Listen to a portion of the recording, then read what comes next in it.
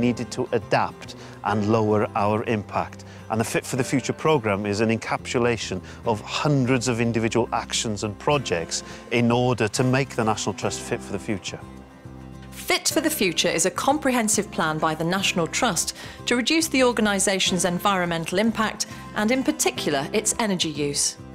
Its aim is to make the National Trust sustainable by 2050, both as a business and environmentally.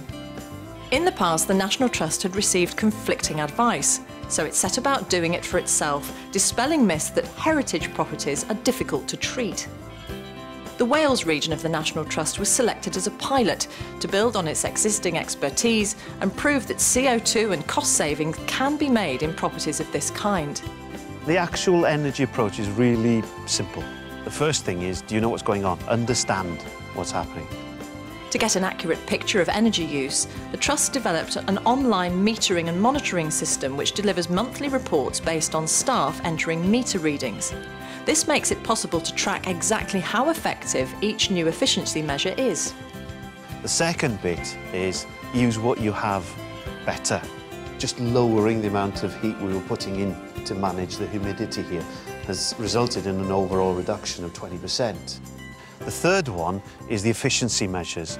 And there's an awful lot of the new generation of LED lights. The windows seal better, the curtains are used. So I'd say 75% of the work as those first three steps, lowering your use overall. Once these energy efficiency measures have been addressed, then renewable energy options are considered. PV is such a good match for the National Trust because when the visitors are over, we're using quite a lot of electricity in catering, in lighting and various other aspects. Sun's out, visitors are here, the PV is producing at its maximum. Each property has its own challenges and opportunities.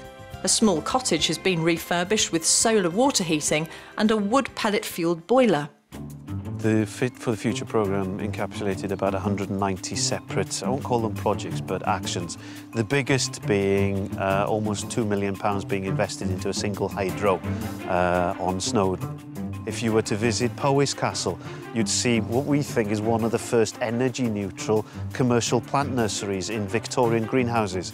Here at Llanacheiron, we've got more secondary glazing going in. Quite often, you actually won't see this stuff, but it's what we call the belly of the beast. It's what's happening under the surface at the moment.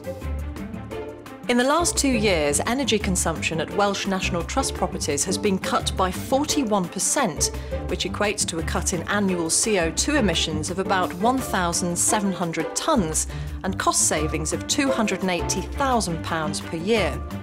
This allows more money to be spent on the National Trust's work of preserving natural and cultural heritage. The National Trust is a charity, and every pound that we spend on oil, even though it might generate heat, is a pound that we're not spending on conservation. The National Trust depends on its visitors, so a big part of the plan is reducing the carbon footprint of those who come to look round its properties. It's mapping how far visitors travel and offering reduced entrance fees to those who arrive by foot, bike or bus. The National Trust has demonstrated how to reduce energy consumption at historic and sensitive locations and is keen to share its practical experience. The advice that the National Trust gave was very apt with the range of buildings that we had. They actually told us that what we needed to do was look at efficiency first and to look at the actual building and how it performs. And instead of just bolting on sustainable technologies to inefficient buildings, we went back to basics and started to look at monitoring the properties in a better way and looking at the energy we're actually using and cutting that energy use before we started to look at sustainable technologies. It's hardwired into what we do, and I think that's what it's going to take on the UK as well, is to understand and to build it in right from the beginning, not bolt it on after we've got a problem.